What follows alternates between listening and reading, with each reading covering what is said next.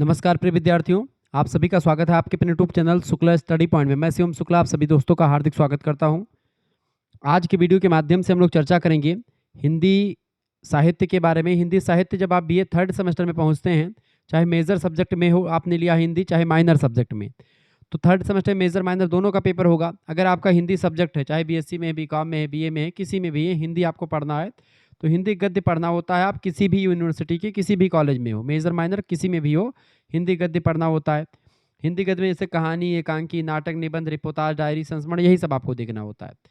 तो Hindi third semester में आपको हिंदी गद्य से जो क्वेश्चंस आएंगे, जिनकी परीक्षाएं ऑब्जेक्टिव हो रही, जिन विश्वविद्यालय से डीडीयू हो गया, या फिर डॉक्टर भीमराव अम्बेडकर आगरा हो गया, या एमजी पैरी बरेली रोहिलखंड का तो लिखने वाला आएगा आपकी बार, ठीक है, माँ शाकुंभरी, राजा महेंद्र प्रताप सिंह स्टेट यूनिवर्सिटी, ठीक है, या इसके अलावा और भी जो कुछ विश्वविद्यालय हैं जिनकी परीक्षाएं ऑब्जेक्टिव आने वाली, उन सभी के लिए लेक्चर बहुत ही ज़्यादा महत्वपूर्ण है, लिखने वाले बच्चों के लिए भी इंपॉर्टेंट है। ठीक है, चलिए, तो ये जो है प्रीवियस ईयर क्वेश्चन पेपर जो पूछे गए हैं विभिन्न विश्वविद्यालयों में, उन्हीं से रिपीटेड क्वेश्चंस को छांट करके आपके समक्ष लाया गया है। और भी इससे पहले एक लेक्चर आपने देखा होगा इसी चैनल पर, बाकी और भी देखते रहेंगे समय समय पर। पहला क्वेश्चन आपकी स्क्रीन पर आ चुका है, तो हम लोग बहुत ही बारीकी के साथ और तीव्र गति से आगे बढ़ने का प्रयास करेंगे। ठीक है, 100 क्वेश्चंस की श्रृंखला है, 100 क्वेश्चंस में आपको नंबरिंग करके मैंने रखा है, आप इसमें पाएंगे। प्रश्न आपका है पहला, राहुल संकीर्तन को किस उपनाम से जाना जाता है? राहुल संकीर्तन को हम क्या कहते हैं? महापंडित राहुल संकीर्तन। राहुल संकीर्तन की अगर बात की जाए तो ये एक प्रकार से महापंडित की उपाधि इनको दी जाती है। अथातो घुमक्कड़ जिज्ञासा जैसे ग्रंथों को पंडित राहुल संकीर्तन ने लिखा है। अगला क्वेश्चन आ चुका है, ध्रुव स्वामिनी में प्रमुख स्त्री पात्रों की संख्या बताएं। ध्रुव स्वामिनी एक नाटक है जिसको जयशंकर प्रसाद ने लिखा है। तो ध्रुव स्वामिनी नाटक में प्रमुख स्त्री पात्रों की संख्या कितनी है और पुरुष पात्रों की संख्या भी आप बता दें। जो अगर जानते हो तो बताएं, पुरुष पात्र कितने हैं और स्त्री पात्र कितने हैं, यहाँ पर आप बताने का प्रयास करेंगे। ध्रुव स्वामिनी नाटक की बात हो रही, कौन से नाटक बेटा? ध्रुव स्वामिनी नाटक। ध्रुव स्वामिनी नाटक में जो जयशंकर प्रसाद की रचना है, इसमें स्त्री पात्र और पुरुष पात्रों की संख्या कितनी है बताइए। बिल्कुल राइट आंसर आप सभी का रहा, जयशंकर प्रसाद के द्वारा रचित है ये, सबसे पहली बात ये। और दूसरी बात ये इसकी कि बेटा ये बात भी ध्यान रखें कि ध्रुव स्वामिनी नाटक जो है, इसकी अगर बात की तो इसमें ध्रुव स्वामिनी, कौमुदी और राजमाता, ठीक है, जिसको मल्ल देवी कहते हैं, चंद्रगुप्त की एक माता जी हैं। कौमुदी जो है ध्रुव स्वामिनी की सखी और सहयोगी है। साथ ही साथ में ध्रुव स्वामिनी नाटक की नायिका है, बुद्धिमान और आत्मनिर्भर, आत्मसम्मान प्रिय स्त्री है, ये बात आप ध्यान रखेंगे। तो करेक्ट आंसर इसका क्या हो जाएगा? A option. ध्रुव स्वामिनी नाटक में प्रमुख स्त्री पात्रों की संख्या 3 है। पहली है ध्रुव स्वामिनी, दूसरी है कौमुदी और तीसरी है राजमाता जिसका नाम है मल्ल देवी, ये बात आप ध्यान रखेंगे। अगर हम देखते हैं पुरुष पात्रों की संख्या ध्रुव स्वामिनी नाटक में, तो पुरुष पात्रों की संख्या इसमें कुल मिलाकर के 5 है मुख्य प्रमुख पुरुष पात्र। पहले चंद्रगुप्त मौर्य, सॉरी चंद्रगुप्त हैं, चंद्रगुप्त मौर्य नहीं, चंद्रगुप्त हैं, ठीक है, रामगुप्त हैं, ये सब इसमें जो है पुरुष पात्रों की संख्या में आते हैं। आगे बढ़कर भी चीज़ों को जानने का प्रयास करते हैं, फटाफट से वीडियो को लाइक कर दीजिएगा, चैनल पर अगर नए हैं तो सब्सक्राइब कर दीजिएगा। तीसरा प्रश्न, ध्रुव स्वामिनी को काल सर्पिणी स्त्री किसने कहा था? ध्रुव स्वामिनी को काल सर्पिणी स्त्री किसने कहा था, फटाफट से आप बताएंगे। तीसरे का करेक्ट आंसर क्या हो जाएगा? बिल्कुल तीसरे का सी ऑप्शन बिल्कुल राइट आंसर होगा। रामगुप्त ने कहा था इसको काल सर्पिणी, जो है इसी की पत्नी थी। रामगुप्त की पत्नी का क्या नाम था? जो है ध्रुव स्वामिनी। लेकिन ध्रुव स्वामिनी रामगुप्त से प्रेम नहीं करती, ना वो करता है। बाद में आप देखते हैं रामगुप्त का भाई है चंद्रगुप्त, उससे प्रेम करती है ध्रुव स्वामिनी, ठीक है। अगला क्वेश्चन आ चुका है, नाट्यशास्त्र के रचयिता कौन है? चौथा नंबर बताएं, नाट्यशास्त्र के रचयिता कौन है? नाट्यशास्त्र नाम की पुस्तक को लिखा है आचार्य भरत मुनि ने। ऑप्शन नंबर इसका डी करेक्ट आंसर हो जाएगा। नाटक की उत्पत्ति के बारे में वहीं पर विस्तार से बताया गया है। ध्रुव स्वामिनी नाटक है समस्यामूलक, आदर्शमूलक, दुखांत या सुखांत। तो ध्रुव स्वामिनी नाटक जो है एक समस्यामूलक नाटक है। इसमें कई सारी समस्याओं, बेसिकली नारी की समस्या आपको यहाँ पर दिखाई गई है, ठीक है। अगला क्वेश्चन से छठा नंबर, चंपू काव्य का क्या अर्थ होता है? चंपू काव्य मतलब होता है गद्य और पद्य मिश्रित रचना को चंपू काव्य कहते हैं। छठे नंबर का करेक्ट आंसर क्या हो जाएगा? बिल्कुल जो है ए सी ऑप्शन, गद्य पद्य मिश्रित जो रचना हो जिसमें गद्य भी हो पद्य भी हो, उसको हम चंपू काव्य की श्रेणी में रखते हैं। सातवां प्रश्न आ चुका, प्रसाद जी का पौराणिक नाटक कौन सा है? प्रसाद जी का पौराणिक नाटक जो पुराणों पर आधारित है। सातवें का करेक्ट आंसर क्या हो जाएगा? जन्मेजय का नाग यज्ञ। जन्मेजय कौन था? राजा परीक्षित के लड़के हैं जन्मेजय। राजा परीक्षित को चूंकि तक्षक सांप ने काट लिया था और राजा परीक्षित की मृत्यु हो जाती है, श्राप मिला था समीक ऋषि का, श्रृंगी ऋषि के पुत्र थे। श्रृंगी ऋषि एक बार जंगल में जो है तपस्या करते हैं, उन्हीं के गले में जाकर के सांप को लपेट देते हैं राजा परीक्षित, जबकि राजा परीक्षित धर्मात्मा थे, लेकिन कलयुग का प्रभाव था, स्वर्ण में कलयुग का स्थान मिल चुका था, तो उनके मुकुट पर कलयुग बैठ चुका था, उनकी मति मार चुकी थी, और इसलिए उन्होंने सांप को गले में लपेट दिया समीक ऋषि के। समीक ऋषि के पुत्र स्नान कर रहे थे सरोवर में, उनके पास तक जब सूचना जाती है, उन्होंने क्या किया, उसी जो है नदी का सरोवर का जल लेकर के और श्राप दे दिया तुरंत जो है परीक्षित को कि जिसने भी ऐसा किया है, यही तक्षक सांप जो हमारे पिताजी के गले में लपेटा गया है, वही तक्षक जीवित होकर के आज के 7वें दिन जो है उसको काटेगा। पता चलता है बाद में कि राजा परीक्षित ने ऐसा काम किया है। राजा परीक्षित फिर जो है क्षमा याचना के लिए समीक ऋषि के पास आते हैं, मतलब समीक ऋषि जो है जाते हैं, मतलब इस तरीके से वार्तालाप होती है। तो फिर उसमें बताया जाता है सारी चीज़ें, तो फिर जो है तमाम सारे विद्वान इकट्ठा होते हैं, सोचते हैं इसका उपाय क्या है, तो कहते हैं वृथा न जाए तो ब्रह्म बाणी, यानी ब्राह्मणों की बाणी कभी वृथा नहीं जाती है। इसलिए फिर कहा गया कि जो है अब क्या किया जाएगा, तो अभी फिर हुआ कि भाई अब जो है आप जो है भागवत कथा सुनिए। श्रीमद् भागवत महापुराण का आयोजन हुआ। राजा परीक्षित को कथा स्वामी सुखदेव ने सुनाया। व्यास जी के पुत्र हैं सुखदेव जी, छोटे से बच्चे हैं, उनका शरीर जो है मनुष्य का है, लेकिन उनका मुखड़ा जो है वो मतलब कि सुख यानी सुग्गे की भांति है, सुग्गा माने तोते की भांति है, ठीक है। और इसके पीछे भी बड़ी लंबी कहानी है। लेकिन अब जब आप यहाँ पर देखते हैं कि ये सब चीज़ें होती हैं, 88,000 ऋषियों को जो है सभा इकट्ठी की गई थी, उनमें से केवल सुखदेव जी को कथा सुनने के लिए चुना राजा परीक्षित ने, क्योंकि सबसे विद्वान, बहुत सारे विद्वान थे, लेकिन एक जो उस समय के हिसाब से देखा जाए तो राजा परीक्षित को कथा सुनाने के लिए तैयार कौन हुए, सुखदेव स्वामी। उन्होंने पूरी कथा सुनाई 7 दिन के बाद, मतलब 7 दिन तक कथा सुनाई। उसके बाद में क्या हुआ, 7वें दिन तक्षक आता है, उनको काटता है। 7वें दिन राजा परीक्षित खुद ही कहते हैं मैं अपना प्राण त्याग रहा हूँ, क्योंकि मुझे समझ में आ गया भागवत कथा में इतनी जबरदस्त बातें बताई गई हैं, और राजा को इस मोह माया के बंधन में जकड़ी जो ये शरीर है इसको छोड़ने के लिए बताया गया, और राजा इस शरीर को छोड़ करके चले जाते हैं, मतलब उसी तक्षक को काटते। तक्षक का जब सांप काट लेता है राजा परीक्षित को तो मर जाते हैं वो। उसके बाद में उनके पुत्र हैं जन्मेजय, वो बहुत गुस्सा में आते हैं, उन्होंने कहा कि मैं पूरे सर्पों को नष्ट करवा दूंगा। तो ब्राह्मणों को बुलाते हैं, तमाम विद्वानों को, ब्राह्मण लोगों से कहते हैं कि एक यज्ञ करवाइए, सर्प यज्ञ, जिसमें सभी सांपों का आवाहन करके उसी यज्ञ कुंड में उसको हवन कर दें, मतलब उसको सब खत्म कर दें सांपों को। तो वही जन्मेजय जो है सर्प की यज्ञ करवाता है। और ब्राह्मण चूंकि जो है ब्राह्मण बहुत ही पावरफुल व्यक्ति होता था उस समय, क्योंकि ब्राह्मण देवताओं को, इंद्र को सबको बुला लेता था अपने मंत्रों के द्वारा, ठीक है। सर्वे मंत्रा ब्राह्मणाधीना, सारे मंत्र ब्राह्मणों के अधीन, ठीक है। सर्वे देवता मंत्राधीना ते मंत्रा ब्राह्मणाधीना, ऐसे समझे कि भाई ब्राह्मण के अधीन सारे मंत्र हैं और मंत्रों के अधीन देवता हैं। आवाहन किया गया देवता, मतलब कि सर्पों का सारे सर्प आ गए। तक्षक नहीं आया, तक्षक मित्र था इंद्र, देवराजेंद्र का। देवराजेंद्र के सिंहासन पर जाकर के बैठ गया तक्षक कि भाई मुझे तो बचा लो। इंद्र ने कहा ठीक है बैठे रहो। तो जब ब्राह्मणों ने देखा अपनी दिव्य दृष्टि से कि भाई यहाँ पर बैठा हुआ है, तो वहाँ से डायरेक्ट जो है इंद्र वाला पूरा सिंहासन वाला भी वो बोल दिया कि सिंहासन सहित आवाहन बोल दिया ब्राह्मणों ने। इंद्र का सिंहासन उठ करके वहां से इंद्रासन, मतलब कि वहां से स्वर्ग से नीचे आने लगा बड़ी बेग के साथ। फिर ब्रह्मा विष्णु महेश सभी लोग प्रकट होते हैं, समझाया जाता है जन्मेजय को, और उस तरीके से चीजें होती। तो जन्मेजय का नागे के पुराणों की कथा पर आधारित है, ये बात ध्यान रखेंगे। बाकी स्कंदगुप्त जो है इनका एक ऐतिहासिक नाटक है। अगला प्रश्न 8वां नंबर प्रश्न देखेंगे, भक्ति का स्थान हृदय है या कथन है। भक्ति का स्थान मानव हृदय है या कथन किसका है, फटाफट से आप बताएंगे। 8वें करेक्ट आंसर हो जाएगा सी ऑप्शन, आचार्य रामचंद्र शुक्ल ने कहा था। अगला क्वेश्चन है 9वां नंबर, जो सबको लगे सो अर्थ, एक को लगे बाकी को ना लगे तो अनर्थ। जो सबको लगे सो अर्थ, एक को लगे बाकी को ना लगे तो अनर्थ, किस निबंध से है ये निबंध है बेटा देवदारू नाम का एक निबंध है, उससे संबंधित है। अगला क्वेश्चन है क्षणदा किसके फुटकर निबंधों का संग्रह है। क्षणदा, क्षणदा की अगर बात की जाए तो ये महादेवी वर्मा के निबंधों का संग्रह है, फुटकर निबंध जो लिखे उन्होंने। 11 नंबर प्रश्न, नागरी पचाड़ी सभा का संबंध किस स्थान से है। काशी नगरी पचाड़ी Sabha, option number C correct answer हो जाएगा 11 का। नेक्स्ट क्वेश्चन आपके स्क्रीन पर आ चुका, आनंद कादम्बिनी क्या है। आनंद कादम्बिनी की अगर बात की है तो ये बताएं, फटाफट से आप बताने का प्रयास करेंगे। आनंद कादम्बिनी क्या है, उपन्यास, निबंध, कहानी या पत्रिका। आनंद कादम्बिनी की अगर बात की जाए तो इसका करेक्ट आंसर होगा एक पत्रिका है आनंद कादम्बिनी, ठीक है। एक मैगजीन है, एक पत्रिका है, ठीक है, ये बात आप ध्यान रखेंगे। और आनंद कादम्बिनी साहित्यिक पत्रिका है और बड़ी जबरदस्त है रचना, ठीक है। आनंद कादम्बिनी के संपादक कौन थे।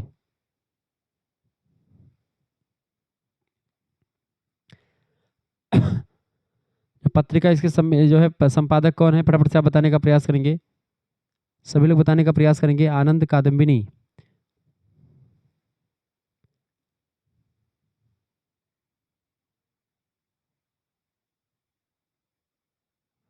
आनंद कादम्बिनी नामक पत्रिका के संपादक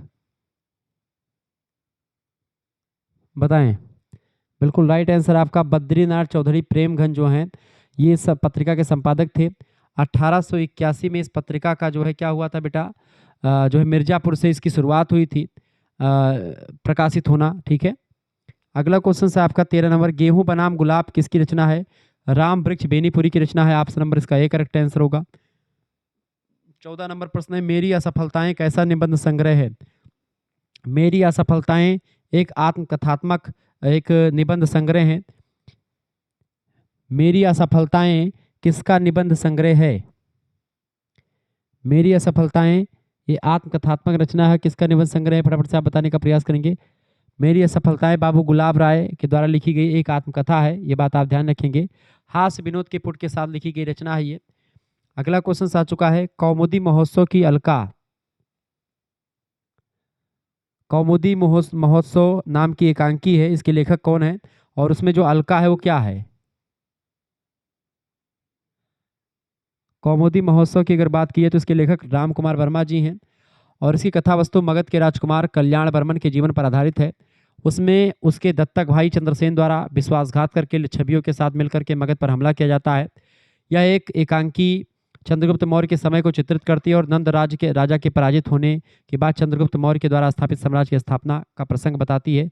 कौमुदी महोत्सव, ठीक है, तो कौमुदी महोत्सव जो है हिंदी एकांकी का जनक कहा जाता है डॉक्टर राम कुमार वर्मा को, और ये एकांकी बड़ी ही जबरदस्त रचना है। तो इसमें पूछा गया कि कौमुदी महोत्सव की जो अलका है, अलका क्या है? राजनर्तकी है या राजकुमारी है या राजमाता है या फिर विमाता है? 15 नंबर का करेक्ट आंसर हो जाएगा, वो एक राजनर्तकी है कौमुदी, सॉरी अलका।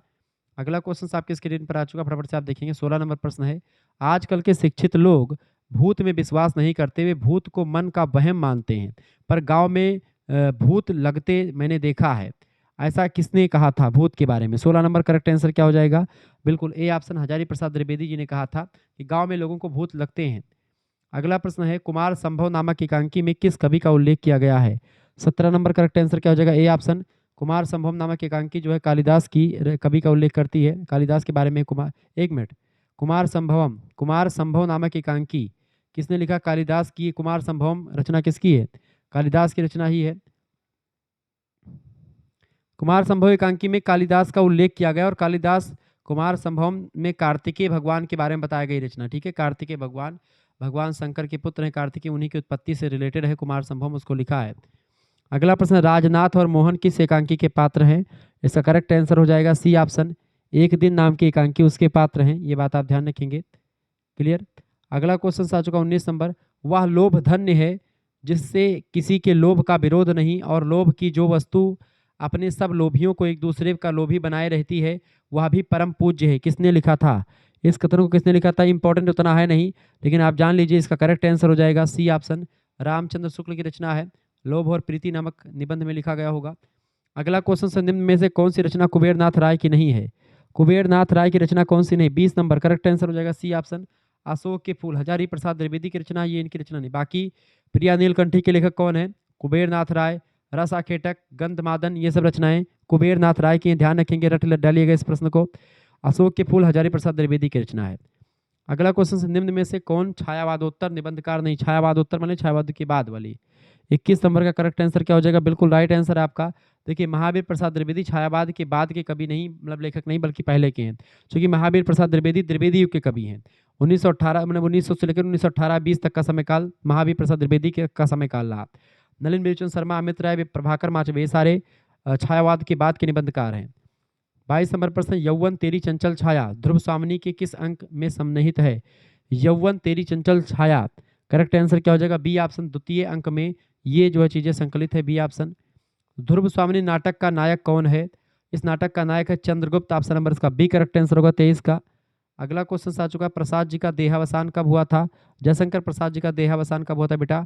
1900 कब हुआ था? फटाफट से आप बताने का प्रयास करें। 24 नंबर करेक्ट आंसर क्या हो जाएगा? ए ऑप्शन, 1936 में आपका देहांत हो जाता है, ए ऑप्शन करेक्ट आंसर होगा। क्षय रोग से ग्रसित हो चुके थे जयशंकर प्रसाद। राजनीति ही मनुष्य के लिए सब कुछ नहीं है, कथन किसका है? राजनीति ही मनुष्य के लिए सब कुछ नहीं है, यह कथन किसका है? करेक्ट आंसर क्या हो जाएगा? 25 नंबर का बिल्कुल राइट आंसर हो जाएगा 25 का। सभी लोग बताएंगे बी ऑप्शन, मिहिर भोज ने कहा था। अगला क्वेश्चन आपके स्क्रीन पर आ चुका है 26 नंबर। बातूनी किसका व्यंग निबंध है? बातूनी किसका व्यंग निबंध है? फटाफट से आप बताएंगे। 26 नंबर, बातूनी किसका व्यंग निबंध है? 26 नंबर करेक्ट आंसर क्या होगा? ए ऑप्शन, हरशंकर परसाई का व्यंग निबंध है। हरशंकर परसाई भारत के यानी हिंदी साहित्य के सबसे बड़े व्यंगकार माने जाते हैं। 27 नंबर प्रश्न है, गिरे हुए मकान की नींव पर ही दूसरा मकान खड़ा होता है, यह किस एकांकी का कथन है? गिरे हुए मकान की नींव पर ही दूसरा मकान खड़ा होता है, इसको किसने कहा था? इसको कहा था बेटा लक्ष्मी का स्वागत नाम की एकांकी है, उसमें कहा गया। लक्ष्मी के स्वागत एकांकी आपको मैंने बताया भी होगा, ठीक है, जिसमें दोबारा शादी करने के लिए प्रेरित किया जाता है उसको। ठीक है, अगला प्रश्न, विशाख दत्त ने ध्रुव स्वामिनी का उल्लेख किस नाम से किया है? विशाख दत्त ध्रुव स्वामिनी का उल्लेख किस नाम से करता है? ध्रुव देवी नाम से। Option number C correct answer होगा। अगला प्रश्न 29 नंबर, कवियों की उर्मिला विषयक उदासीनता रचना है। कवियों की उर्मिला विषयक उदासीनता, ये रचना किसकी है? 29 नंबर का करेक्ट आंसर क्या हो जाएगा? बी ऑप्शन, पंडित महावीर प्रसाद द्विवेदी जी ने लिखा था। चूंकि उर्मिला जो लक्ष्मण की पत्नी है उनके बारे में किसी ने नहीं लिखा, लक्ष्मण जी के बारे में, राम जी के बारे में, माता सीता के बारे में बहुत सारे लोगों ने लिखा, लेकिन उर्मिला एक ऐसी बेरहड़ी स्त्री थी जिन्होंने 14 साल अपने पति को त्याग करके अपने ससुराल में बिताया। आप सोचो ऐसी स्त्री आज के युग में कभी भविष्य में संभव है?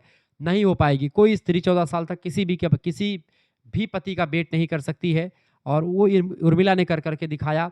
ठीक है, 14 साल तक उन्होंने अपने पति के पास नहीं रही, माता पिता की सेवा करती रही। ऐसी बिरहड़ी, ऐसी एक स्त्री, ऐसी एक महान स्त्री के बारे में कवियों ने लिखना भूल गए। इस पर महावीर प्रसाद द्विवेदी बहुत गुस्सा होते हैं और वो लिख डालते हैं कवियों की उर्मिला विषयक उदासीनता पर बढ़िया तरीके से एक पूरा का पूरा लेख लिखते हैं।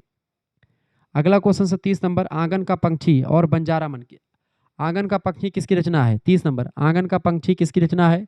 बिल्कुल विद्यानिवास मिश्रा की रचना है। ऑप्शन नंबर इसका बी करेक्ट आंसर होगा। कुबेर नाथ राय की रचना कौन सी है? कुबेर नाथ राय की रचना इनमें से कौन सी है? 31 नंबर करेक्ट आंसर क्या होगा? 31 नंबर डी ऑप्शन, मनियारा सांप नाम की रचना कुबेर नाथ राय की इनमें से। 32 नंबर प्रश्न, आर्य समाज की स्थापना किसने करी थी? स्वामी दयानंद सरस्वती जी ने आर्य समाज की स्थापना करी थी। 32 नंबर का ए ऑप्शन करेक्ट आंसर हो जाएगा। विवेकानंद जी ने रामकृष्ण परमहंस की स्थापना करी थी। राजा राम मोहन राय ने जो है ब्रह्म समाज की स्थापना करी थी। ये बात आप ध्यान रखें। अगला प्रश्न है 33 नंबर, 1903 में सरस्वती पत्रिका का संपादक किसने संभाला था? महावीर प्रसाद द्विवेदी जी ने सरस्वती पत्रिका का संपादन 1903 में संभाला था। इससे पहले बाबू गुलाब राय थे, सॉरी बाबू श्याम सुंदर दास। अगला प्रश्न, कुटज किस प्रकार का निबंध है? कुटज आचार्य हजारी प्रसाद द्विवेदी का निबंध है। लिखा किसने? आचार्य हजारी प्रसाद द्विवेदी जी ने। और ये किस प्रकार का निबंध है? तो ये एक प्रकार का, ये कैसा निबंध है बेटा? ललित निबंध है।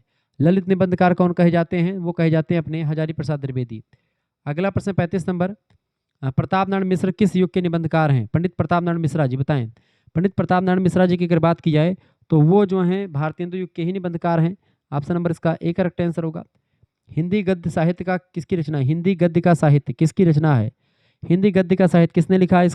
इसको लिखा है डॉक्टर रामचंद्र तिवारी जी ने। सी ऑप्शन करेक्ट आंसर होगा। चिंतामणि निबंध संग्रह के लेखक कौन है? चिंतामणि निबंध संग्रह, जिसमें तमाम सारे निबंध संग्रहित हैं। चिंतामणि जो है 4-5 भाग में बटा हुआ रचना है। 4 भाग में बिसली आचार्य रामचंद्र शुक्ल के निबंधों का संग्रह चिंतामणि कहलाता है। चिंतामणि नाम का निबंध संग्रह किसका है? आचार्य रामचंद्र शुक्ल का। अगला प्रश्न, यक्ष किस निबंध का पात्र है? बताएं, यक्ष जो है किस निबंध का पात्र है? तो यक्ष जो है मेघदूत नाम का निबंध है, उसमें उसका पात्र है। कविता क्या है, किसकी रचना है? रामचंद्र शुक्ल जी की रचना है। अगला प्रश्न, अशोक के फूल किस विधा की रचना है? अशोक का फूल एक निबंध है, किसने लिखा है? हजारी प्रसाद द्विवेदी जी ने। 39 नंबर का करेक्ट आंसर क्या हो जाएगा? B option. अगला क्वेश्चन 40 नंबर, जयशंकर प्रसाद किस प्रकार के नाटककार हैं? जयशंकर प्रसाद के जो है ऐतिहासिक नाटककार हैं। 40 नंबर का करेक्ट आंसर हो जाएगा आपका डी ऑप्शन। अगला प्रश्न, बेकन विचार रत्नावली के लेखक कौन है? बेकन विचार रत्नावली पुस्तक किसने लिखी? 41 नंबर ए ऑप्शन, बिल्कुल महावीर प्रसाद द्विवेदी की रचना है बेकन विचार रत्नावली। अगला क्वेश्चन आ चुका 42 नंबर प्रश्न आ चुका है। प्रश्न, मैं गुप्त कुलवधु को आदर सहित ले जाने के लिए गया था, किसका कथन है? मैं गुप्त कुलवधु को आदर सहित ले जाने के लिए गया था, इस कथन को किसने कहा था? बिल्कुल राइट आंसर आपका आ चुका है, इसको कहा था चंद्रगुप्त ने। Option number A correct answer हो जाएगा। 43 नंबर प्रश्न है, निम्न में से प्रसाद जी का नाटक नहीं है इनमें से। देखिए, आषाढ़ का एक दिन मोहन राकेश का नाटक है, यही इनका नाटक नहीं। बाकी विशाख दत्त, कामना, ध्रुव स्वामिनी, ये सब नाटक जो है जयशंकर प्रसाद के। 43 नंबर का सी करेक्ट आंसर होगा। आषाढ़ का एक दिन नाटक जो है ये मोहन राकेश का है, आचार्य रामचंद्र शुक्ला जी का नहीं है।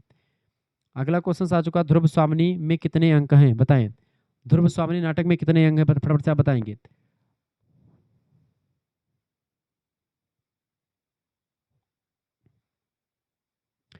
ध्रुव स्वामिनी नाटक में कितने अंक है, फटाफट से आप बताने का प्रयास करेंगे। इसका राइट आंसर क्या हो जाएगा?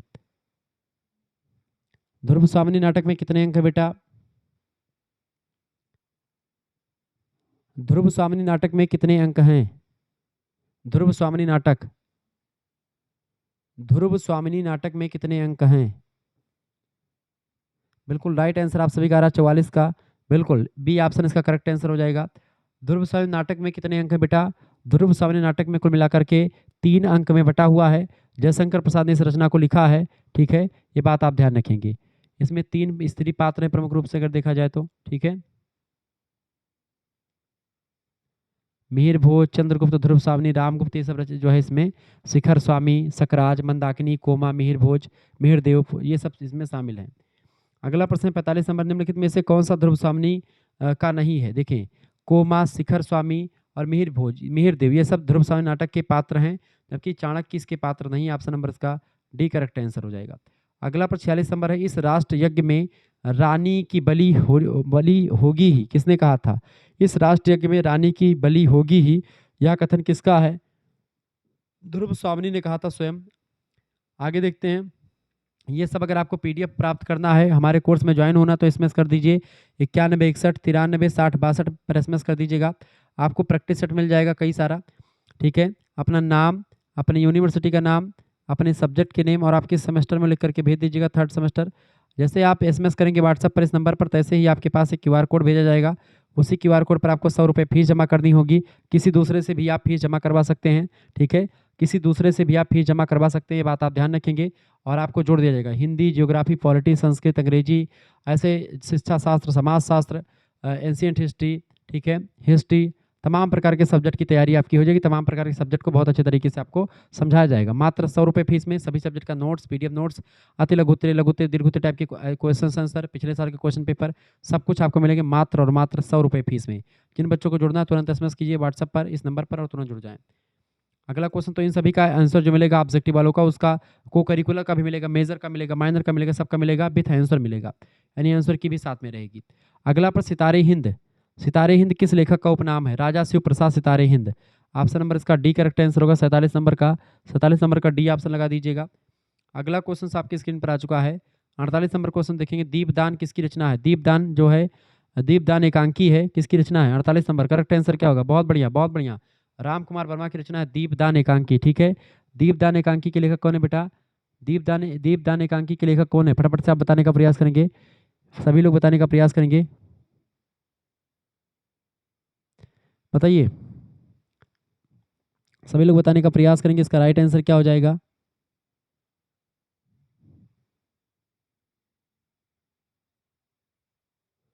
सभी लोग बताने का प्रयास करेंगे।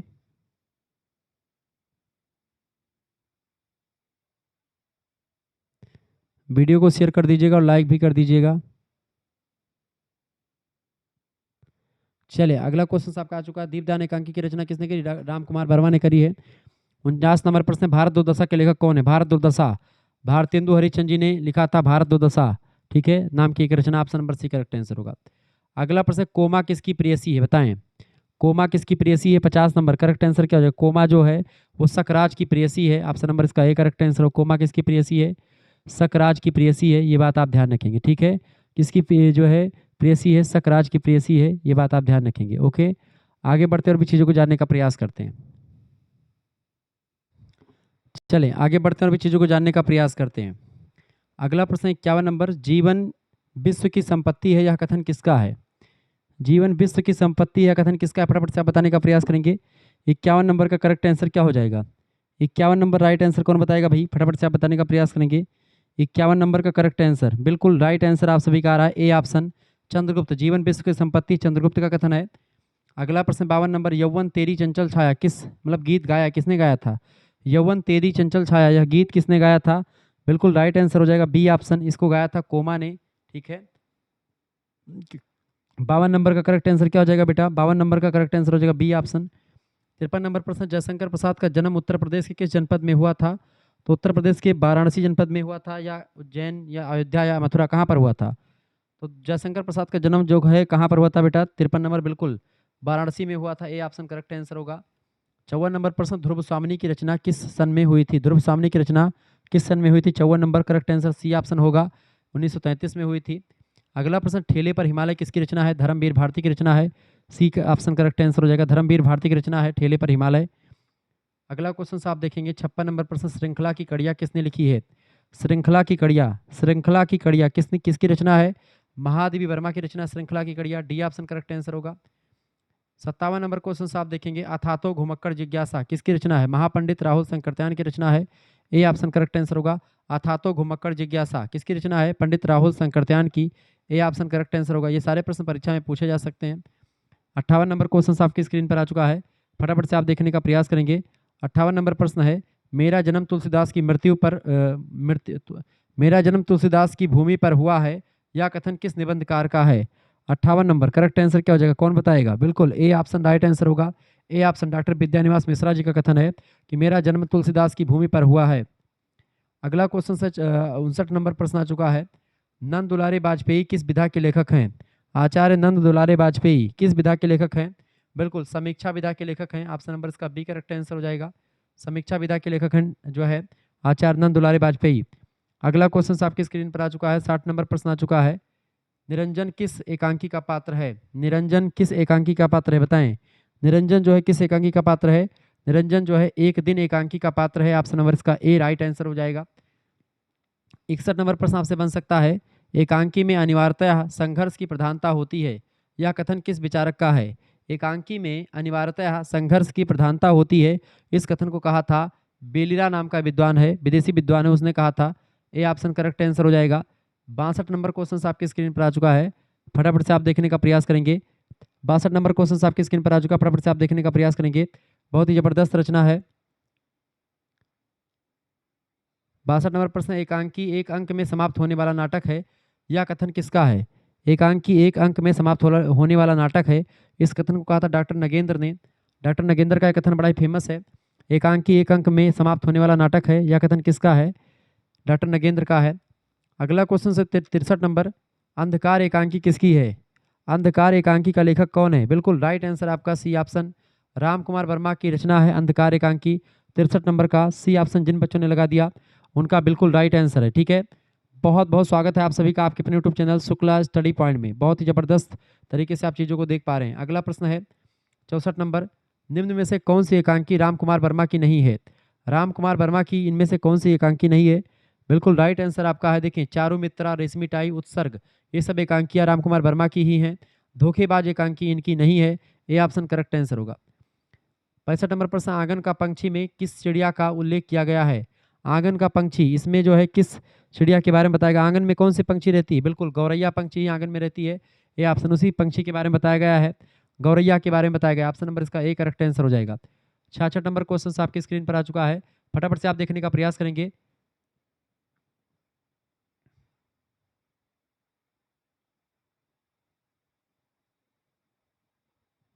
चलिए फटाफट से आप देखने का प्रयास करेंगे। चले, प्रश्न अगला है, कुबड़ा और बौना किस नाटक के पात्र हैं? कुबड़ा और बौना किस नाटक के पात्र हैं? ये नाटक है ध्रुव, एक मिनट, 66 नंबर का करेक्ट आंसर क्या हो? 66 नंबर का बिल्कुल, कुबड़ा और बौना किस नाटक के पात्र हैं?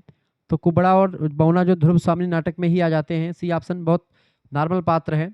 अगला प्रश्न 67 नंबर देखेंगे, निम्नलिखित में से कौन सा निबंध आचार्य रामचंद्र शुक्ल का नहीं है? आचार्य रामचंद्र शुक्ल का कौन सा निबंध? प्रीति और लोभ, ये निबंध उन्हीं का है। ठीक है, 67 नंबर का करेक्ट आंसर क्या हो जाएगा? ए ऑप्शन, ममता निबंध इनका नहीं है, बाकी क्रोध, श्रद्धा और भक्ति, प्रीति और लोभ, ये सब निबंध किसके हैं? आचार्य रामचंद्र शुक्ल जी के ही हैं। क्लियर, आगे बढ़ते हैं और भी चीज़ों को जानने का प्रयास करते हैं। अगला क्वेश्चन 67 नंबर प्रश्न है, निम्न में से कौन सा स्त्री पात्र ध्रुव स्वामिनी का नहीं है? इनमें से कौन सा पात्र ध्रुव स्वामिनी का नहीं है? 68 नंबर का करेक्ट आंसर क्या हो जाएगा? सी ऑप्शन, बिल्कुल छाया जो है ये स्त्री पात्र ध्रुव स्वामिनी नाटक की नहीं, बाकी मंदाकिनी, कोमा और ध्रुव स्वामिनी ये सब है। अगला क्वेश्चन से 69 नंबर, आत्मा की मुक्तावस्था को ज्ञान दशा किसने कहा? आत्मा की मुक्तावस्था को ज्ञान दशा किसने कहा है? 69 नंबर का करेक्ट आंसर क्या हो जाएगा? 69 नंबर का बिल्कुल डी ऑप्शन, आचार्य रामचंद्र शुक्ल जी ने कहा है आत्मा की मुक्तावस्था ही ज्ञान दशा है। 70 नंबर प्रश्न आप देखेंगे, कोमा के पिता का क्या नाम था? कोमा के पिता का क्या नाम था बेटा? कोमा के पिता का नाम था Mihir Dev, option number B correct answer होगा। अगला क्वेश्चन आ चुका है 71 नंबर, राजनीति का प्रतिशोध क्या एक नारी को कुचलने बिना नहीं हो सकता? कथन किसका है? 71 नंबर कौन बताएगा? 71 नंबर का बी ऑप्शन राइट आंसर हो जाएगा, ध्रुव स्वामिनी का है ये कथन। अगला क्वेश्चन से 72 नंबर, छायावाद नामक छायावाद नामक आलेख किसका है? छायावाद नामक आलेख जो है किसका है? बिल्कुल राइट आंसर आपका बिल्कुल नामवर सिंह का है ये, नामवर सिंह का आलेख है, ऑप्शन नंबर इसका सी करेक्ट आंसर होगा। छायावाद नामक आलेख जो है वो नामवर सिंह का है। 73 नंबर प्रश्न है, वाद विवाद संवाद किसकी रचना है? वाद विवाद संवाद किसकी रचना है? बिल्कुल डी ऑप्शन नामवर सिंह की रचना है। अगला क्वेश्चन आ चुका है 74 नंबर प्रश्न आपकी स्क्रीन पर आ चुका है, सभी लोग जानने का प्रयास करेंगे। फटाफट से वीडियो को शेयर कर दीजिएगा और लाइक भी कर दीजिएगा। प्रश्न है, निम्नलिखित निबंधकारों में से कौन भारतेंदु युगीन निबंधकार नहीं है? भारतेंदु युगीन निबंधकार कौन से नहीं है?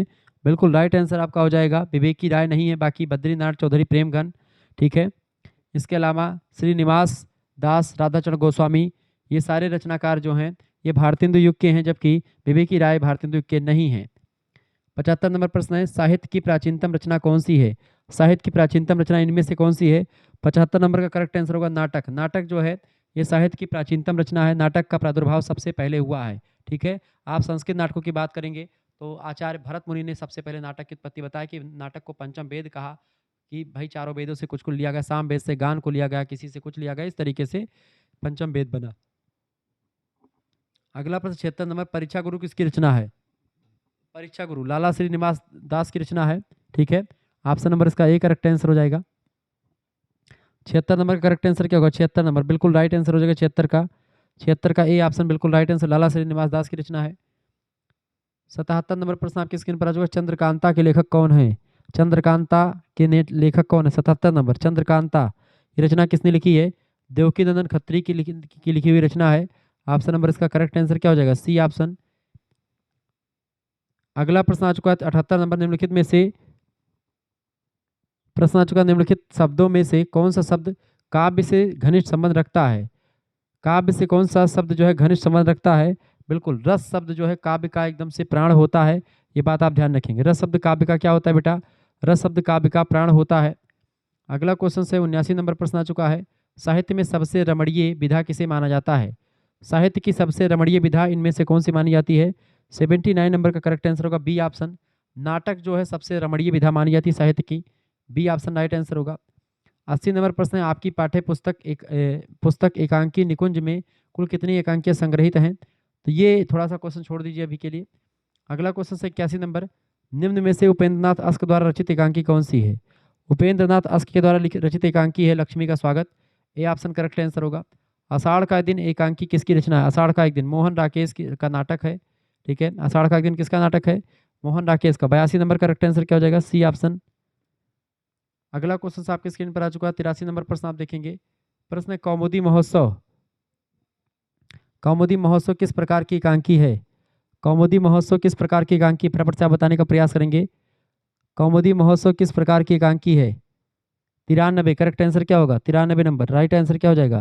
बिल्कुल सी ऑप्शन कौमुदी महोत्सव, सॉरी 83 नंबर प्रश्न है, 83 नंबर राइट आंसर क्या हो जाएगा? ए ऑप्शन बिल्कुल ऐतिहासिक एकांकी कौमुदी महोत्सव, ठीक है।